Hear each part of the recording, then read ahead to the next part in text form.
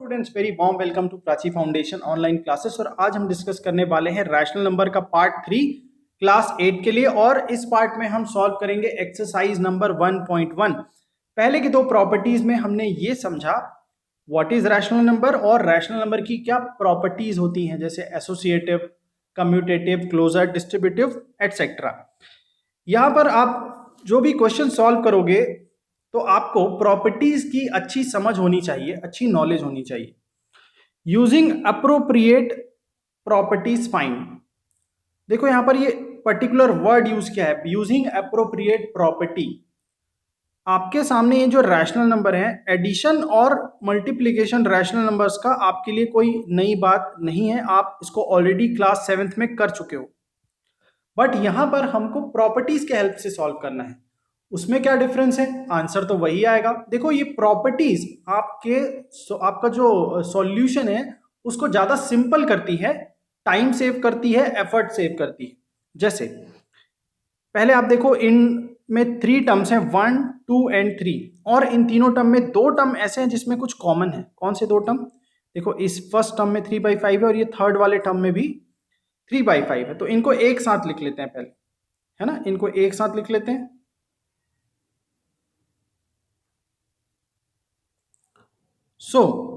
हम यहां पर लिखेंगे -2/3 इंटू 3/5 -3/5 इंटू 1/6, और ये 5/2 को हम ले लेते हैं लास्ट में। अब देखो यहां पर कौन सी प्रॉपर्टी लग सकती है, याद दिला दे। देखो प्रॉपर्टी a इंटू बी, और देखोगे आप a into c minus a into b minus a into c क्या होता है आपको पता है? a into b minus c. याद है ये प्रॉपर्टी? कौन सी प्रॉपर्टी? कौन सी प्रॉपर्टी है ये? Distributive property. यस, सो बाय डिस्ट्रीब्यूटिव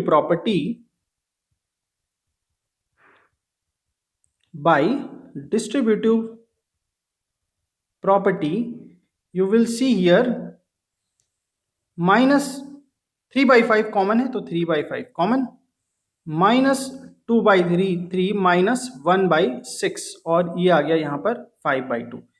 3 और 6 का एलसीएम आपको पता है, दैट इज 6, और ये हो जाएगा क्योंकि माइनस, तो ये हो जाएगा -4 -1 -4 -1 प्लस 5/2। सो 3/5 इंटू ये हो जाएगा -5/6 प्लस 5/2। कुछ कैंसल हो रहा है? यस, 5 1 जा 5 1 जा, 3 1 जा 3 2 जा। So this will be -1/2 plus 5/2। अब देखो आप 2 कॉमन डिनोमिनेटर है तो -1 प्लस 5, ये बन जाएगा 4/2, और कैंसिल करेंगे 2 जा, सो हमारा फाइनल आंसर है 2। Yes, did you find some difference के कैसे प्रॉपर्टी यूज करने से ये जल्दी सॉल्व हो जाता है? क्वेश्चन नंबर 2 देख लेते हैं इसी का। यहां पर 2 टर्म्स कौन से मिलेंगे जिसमें कॉमन है? तो देखो एक तो ये टर्म है और एक दूसरा ये टर्म है, इनको एक साथ लिख लेते हैं, है ना। कम्यूटेटिव प्रॉपर्टी आपने पढ़ा है, ऑर्डर चेंज करने से एडिशन के कोई फर्क नहीं पड़ता, या एसोसिएटिव प्रॉपर्टी भी पढ़ी है आपने। So plus 1/14 into 2/5 minus 1/6 into 3/2। अब देखो यहां पर भी इन दोनों में लग जाएगा बाई डिस्ट्रीब्यूटिव प्रॉपर्टी।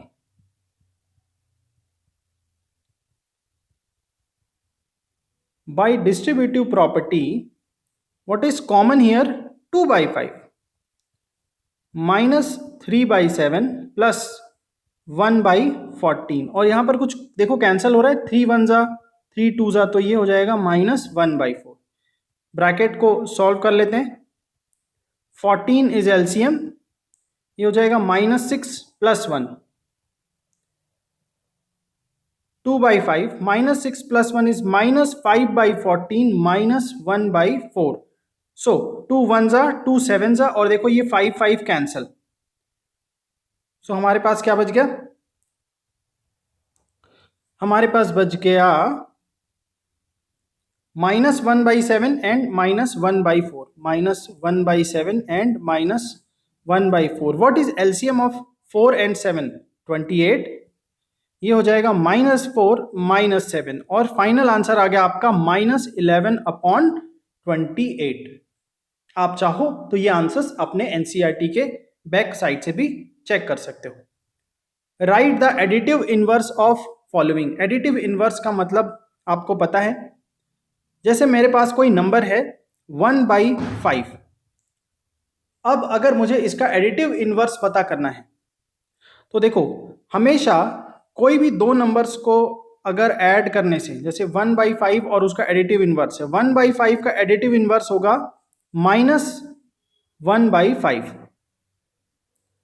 सिमिलरली अगर मुझे -1/6 का पता करना हो तो इसका एडिटिव इनवर्स कैसे निकलेगा? -1/6 यानी कि +1/6 और ये माइनस है। तो एडिटिव इनवर्स का मतलब अगर आपके पास कोई पॉजिटिव नंबर है तो उसका एडिटिव इनवर्स सेम नंबर होगा विद अपोजिट साइन। पॉजिटिव है तो नेगेटिव और नेगेटिव है तो उसका additive inverse positive. So the first one 2/8 का एडिटिव इनवर्स क्या होगा? -2/8। -5/9 का एडिटिव इनवर्स क्या होगा? -5/9 मतलब +5/9। Similarly third one -6/-5। अब देखो ये लग तो रहा है आपको नेगेटिव साइन है, बट ऊपर नीचे तो माइनस माइनस कैंसिल, ये बन जाएगा 6/5। 6/5 का एडिटिव इनवर्स -6/5। फोर्थ वन 2/-9, इसका additive inverse +2/9। Similarly fifth one 19/-6 और इसका एडिटिव इनवर्स हो जाएगा -6/19। ऑल राइट, चलते हैं question number 3। Verify -x। Minus और ब्रैकेट के अंदर फिर से एक माइनस है, x is equal to x होता है। तो क्योंकि हमको ये वेरीफाई करना है, सबसे पहले हम लेते हैं इसका left hand side. Left hand side मतलब कि -x की वैल्यू है 11/15। अब देखो, ब्रैकेट के बाहर माइनस, ब्रैकेट के अंदर माइनस, माइनस माइनस प्लस हो जाता है, तो ये आ गया 11/15। और अगर आप RHS को सॉल्व करोगे, RHS में क्या लिखा हुआ है? x, और x किसके इक्वल है? 11/15। तो आप देख सकते हो यहाँ पे right hand side is proved equal to left hand side. तो हम बोल सकते हैं क्या हो गया? ये हो गया वेरीफाइड। ओके, सेकेंड क्वेश्चन है हमारा x इज इक्वल टू, बहुत सारे बच्चे इसमें कंफ्यूज होते हैं, -13/17। तो देखो, पहले फिर से हम ले लेते हैं इसका लेफ्ट हैंड साइड, और लेफ्ट हैंड साइड है -x। अब देखो, एक माइनस तो इसका है, फिर देखो माइनस भी क्वेश्चन में, x की वैल्यू -13/17। तीन माइनस दिखाई दे रहे हैं, तो पहले ये सॉल्व करते हैं। माइनस माइनस प्लस हो जाएगा 13/17, फिर से ब्रैकेट के बाहर माइनस है तो ये बन गया -13/17। अब इसका राइट हैंड साइड ले लेते हैं।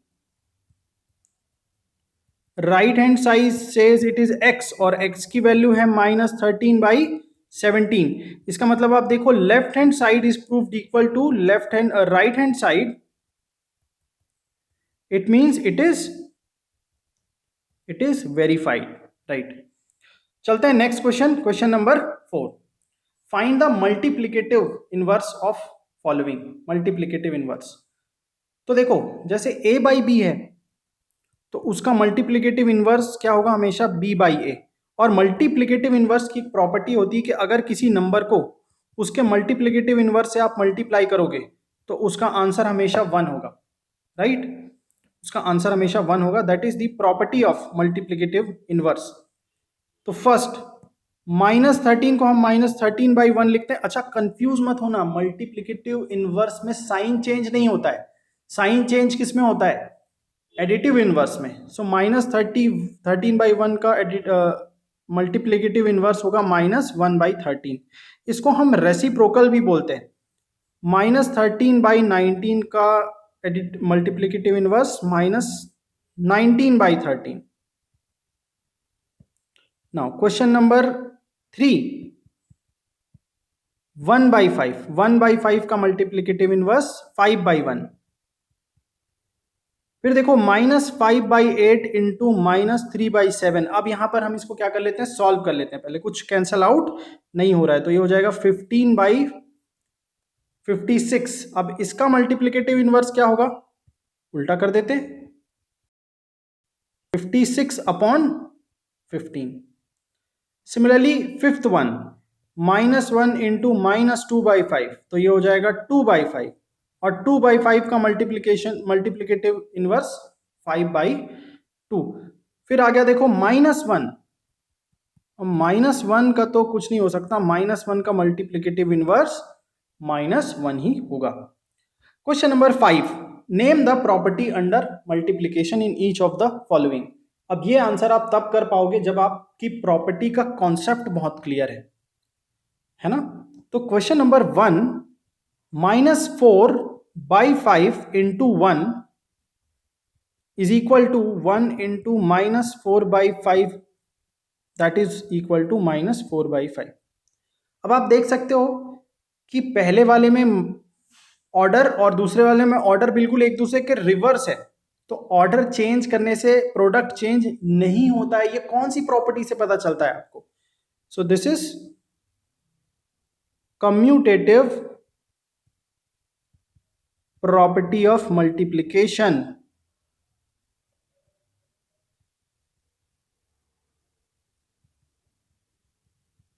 Commutative property of multiplication. Second, -13/17 into -2/7 is equal to -2/7 into -13/17। Sorry देखो ऊपर ना, इसको हम कम्यूटेटिव प्रॉपर्टी तो है ही, वो तो है ही, पर इसमें हमको लिखना क्या है, क्यों है, क्योंकि वन यूज हो रहा है यहाँ पे 1, तो हम यहाँ पे लिखेंगे मल्टीप्लिकेटिव आइडेंटिटी। मल्टीप्लिकेटिव आइडेंटिटी लिखेंगे यहाँ पर। कम्यूटेटिव भी है क्योंकि यहाँ पे ऑर्डर चेंज नहीं हो रहा है, लेकिन एक्चुअल में क्योंकि 1 का यूज हो रहा है, तो यहाँ पर हमको स्पेशली 1 की प्रॉपर्टी बतानी है, तो हम यहाँ पर लिखेंगे मल्टीप्लिकेटिव आइडेंटिटी। और यहाँ पर सेकेंड क्वेश्चन में देखो आप, ऑर्डर चेंज हो रहा है बिल्कुल, लेकिन आंसर चेंज नहीं होगा।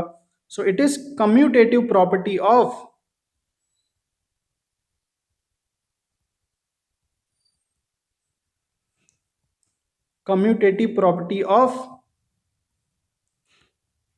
मल्टीप्लिकेशन। थर्ड वाला देखो आप, थर्ड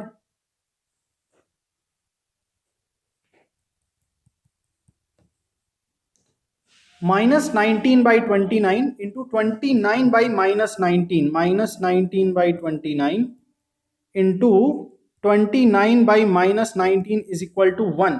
तो आप देख सकते हो एक नंबर दूसरे नंबर का रेसिप्रोकल या फिर मल्टीप्लिकेटिव इनवर्स है, तो यहां पर कौन सी प्रॉपर्टी लग रही है, मल्टीप्लिकेटिव इनवर्स की बात हो रही है यहां पर।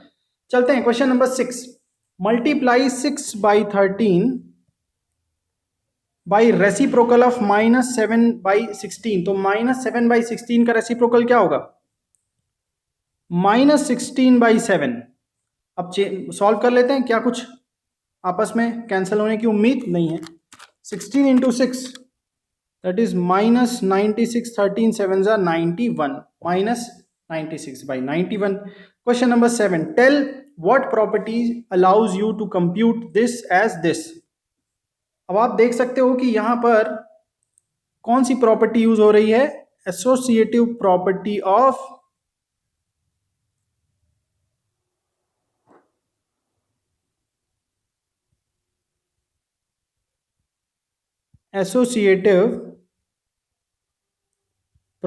Of multiplication.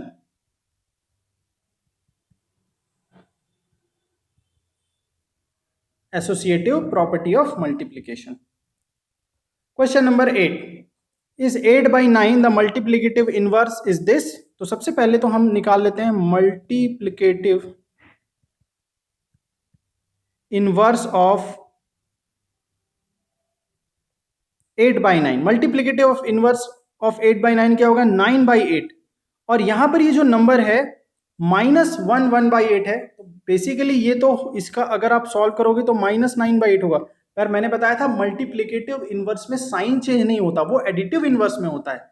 So we can say no, -1/8 is not multiplicative inverse of 8/9 because the sign is